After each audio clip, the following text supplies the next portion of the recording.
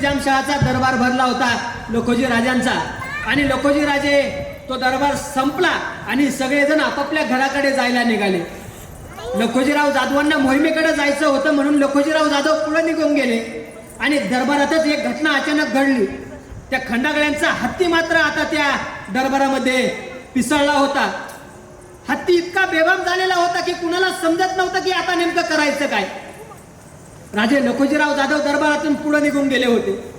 त्या दरबारात बाकीचे काही मंडळी उरले होते आणि भोसले त्या ठिकाणी होते.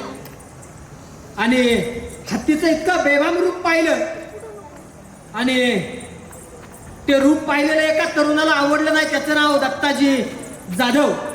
दत्ताजी जाधव हे लखोजीराव जाधवांचे चिरंजीव. आणि त्या दत्तोजीनं आपल्या सैन्याला आज्ञा केली की भाले टाकून त्या हत्तीला आवरा.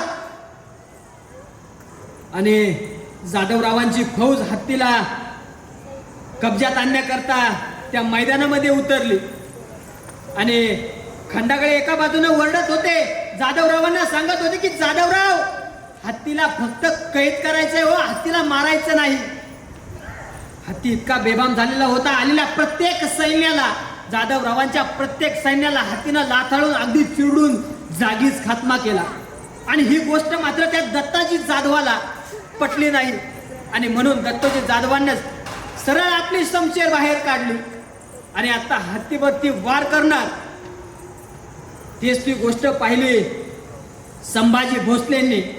संभाजी भोसले म्हणजे विठोजी राजांचे चिरंजीव. आणि विठोजी राजे त्या दत्तोजीला सांगत होते की दत्तोजी, हत्तीवरती वार करू नका, आपल्याला हत्तीला फक्त कब्जामध्ये आणायचंय, हत्तीला काबूत करायचंय, हत्तीला मारू नका. पण ही गोष्ट मात्र त्या दत्तोजीला रुचली नाही.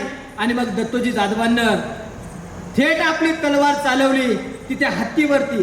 हत्तीची सोंड धडा वेगळी केली, हत्ती धरणीला कोसळला आणि हत्ती गतप्राण झाला. ही गोष्ट इतक्यावरती जर थांबली असती तर बरं झालं असतं. पण ही घटना एवढ्यावरती थांबली नाही. आपल्या अपमानाचा बदला म्हणून दत्तोजी जाधवांना थेट आपली तलवार चालवली ती संभाजी भोसलेंवरती. दोघे शमशेर बहादर, दोघांच्याही फौजा एकमेकांना भिडल्या, दोघांमध्ये लढाई चालू झाली. आणि संभाजी भोसलेंचा एक घाव दत्ताजी जाधवांच्या इतका जबरदस्त वरणी बसला की दत्ताजी जाधव धरणीला कोसळले आणि जागीच गतप्राण झाले. दत्तोजी जाधव पडलेला ही बातमी वाऱ्याच्या तुफान वेगाप्रमाणे, ज्याप्रमाणे घोडा फेकत लखोजीराव जाधव दरबारातून पुढे निघून गेले होते ना, त्या लखोजीराव जाधवांपर्यंत जाऊन पोहोचली. संभाजी भोसलेंचं रणांगणात युद्ध चालू आहे ही गोष्ट शहाजीराजांना समजली. आणि शहाजीराजे देखील त्या ज्या ठिकाणी ही रणांगण चाललं होतं त्या रणांगणात येऊन पोहोचले. लखोजीरावांना बातमी कळाली, जागीच घोडा खेचला आणि परत ज्या ठिकाणी हे रणकंदन माजलं होतं ना त्या ठिकाणी लखोजीराव जाधव आले. आणि साक्षात पाहावं तर काय, आपला पोरगा गतप्राण झालेला पाहिला, तळपायाची आग मस्तकाला गेली. आणि समोर पाहिलं तर त्यांनी तलवार चालवली ती संभाजी भोसलेंवरती. संभाजी भोसलेंना ठार केलं.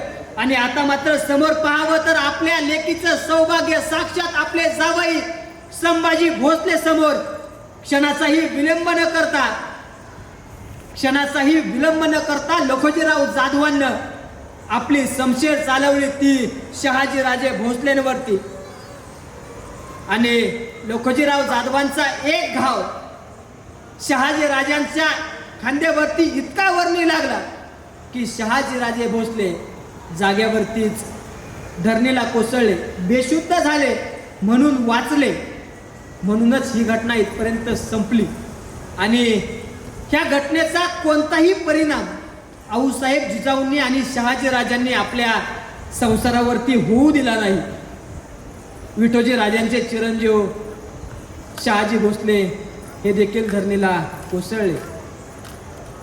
आणि ही घटना आऊसाहेब जिजाऊंच्या कानावरती गेली. एका बाजूला प्रेत पडलं होतं दत्ताजी जाधवाचं, दुसऱ्या बाजूला प्रेत पडलं होतं संभाजी भोसलेंचं.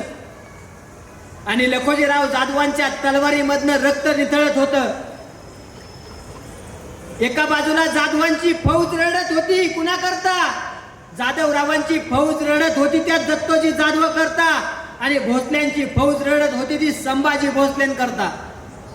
पण मला सांगा, एका बाजूला आपला भाऊ पडलाय, एका बाजूला आपला धीर पडलाय, त्या मातेनं त्या आऊसाहेब जिजाऊनं कुणा करता रडावं?